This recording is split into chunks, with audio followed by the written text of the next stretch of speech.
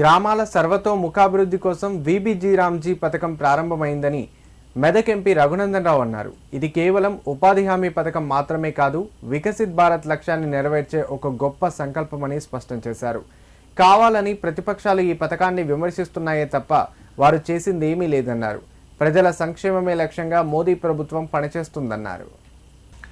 Siddipet BJP జిల్లా కార్యాలయంలో ఏర్పాటు చేసిన వీబీజీ రామ్జీ కార్యశాలలో ఆయన పాల్గొని మాట్లాడారు. పేదల సంక్షేమమే లక్ష్యంగా మోదీ ప్రభుత్వం కొత్త చట్టాలు, పథకాలు అమలు చేస్తుంటే రాజకీయ ప్రయోజనాల కోసం కాంగ్రెస్ పార్టీ అడ్డుపడుతుందని విమర్శించారు. ఇదే కారణంగా దేశవ్యాప్తంగా కాంగ్రెస్ ప్రజల్లో విశ్వాసం కోల్పోయి కనుమరుగవుతుందని వ్యాఖ్యానించారు.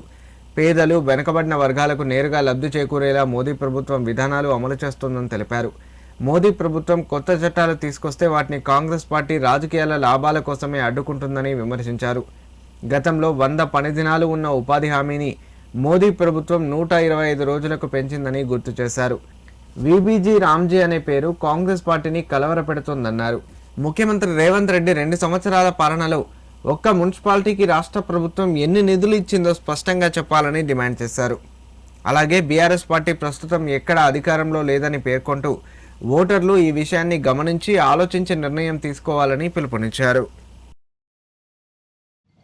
వీబీజీ రామ్జీ అని జాతీయ ఉపాధి హామీ పథకం చట్టం లోపల మార్పులు చేర్పులు తీసుకొని కొత్త చట్టాన్ని భారత పార్లమెంటు ద్వారా పాస్ చేయించి దేశంలో జాతీయ ఉపాధి హామీ పథకంలో పనిచేస్తున్నటువంటి కూలీలని మరింత గొప్పగా ఎదగాలనేటువంటి లక్ష్యంతో ఈ కార్యక్రమాన్ని కొత్త చట్టం రూపంలో కూడా తీసుకురావడం జరిగింది. మోడీ గారు చేసింది కాబట్టి దాన్ని వ్యతిరేకించాలని కాంగ్రెస్ పార్టీ అర్థరహితమైనటువంటి ఆరోపణలు చేస్తూ రకరకాలైనటువంటి ఆందోళన కార్యక్రమాలు చేస్తామని చెప్పి చేస్తూ ఉన్నారు.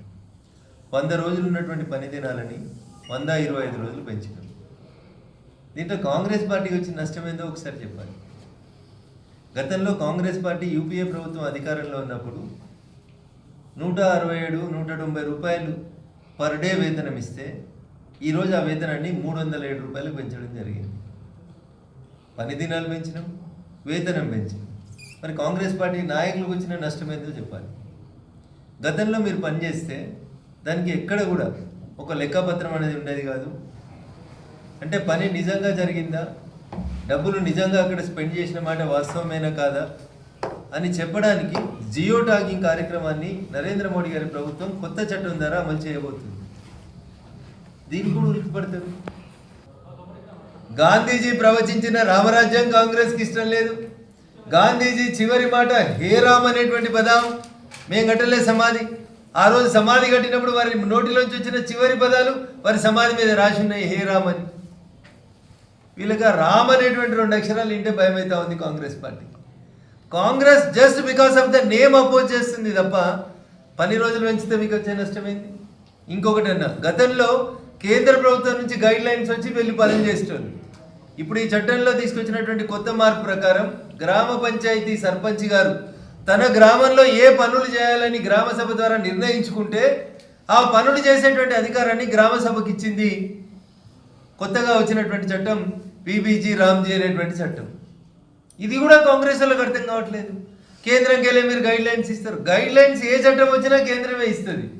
పని చేసుకునేటువంటి వెసులుబాటుని స్థానికంగా ఉండేటువంటి సర్పంచ్లకు అప్పగించింది కొత్తగా వచ్చినటువంటి చట్టం. ఇన్ని చెప్తే కూడా కాంగ్రెస్ వాళ్ళు మేము ధర్నాలు చేస్తాం, మేము రాస్తాల రోకోలు చేస్తాం, మేము నల్ల బ్యాడ్జీలు చేస్తాం, మేము క్షీరాభిషేకాలు చేస్తాం. We don't have any problem. మీది కుచిత మనసు, మీది సంకుచిత భావం, మేము ప్రాడుగున్నాం.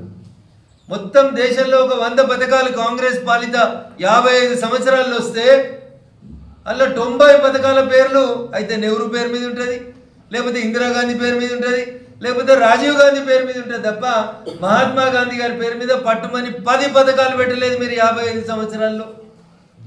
పోనీ జాతీయ ఉపాధి హామీ పథకాన్ని ఇందిరాగాంధీ గారు స్టార్ట్ చేసినప్పుడు అన్నా దీని పేరు మహాత్మా గాంధీ జాతీయ ఉపాధి హామీ పథకం అంటే అది కాదు, మామూలుగా ఉపాధి హామీ పథకం అని అన్నారు. అప్పుడు రాజీవ్ గాంధీ ప్రధానమంత్రి అయినాక ఈ ఉపాధి హామీ పథకం పేరు మార్చి రాజీవ్ రోజ్గార్ యోజన అని పెట్టిరు.